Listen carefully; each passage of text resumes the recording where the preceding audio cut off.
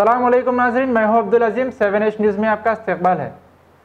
Sangareddy district Zaheerabad division Bagareddy stadium में inter state wrestling championship का इनेकाद अमल में आया।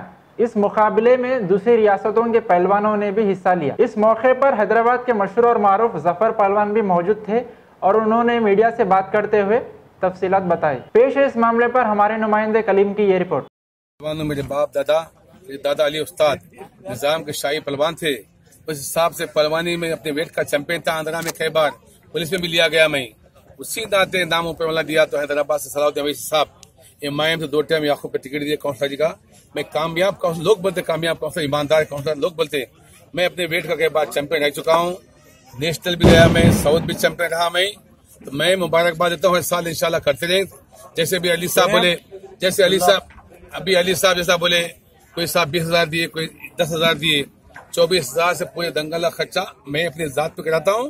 जहीराबाद से मोहब्बत है, मेरा खाला भी मेरे साहब शागिर्द है मेरे यहाँ। मैं दुआ करता हूँ कि दंगल सलामत रहे, अमन से रहे। अस्सलाम वालेकुम। अगर आपको हमारा चैनल पसंद आ रहा है तो लाइक कीजिए, शेयर कीजिए, सब्सक्राइब करना ना भूलें। 7H न्यूज़, आपकी आवाज़।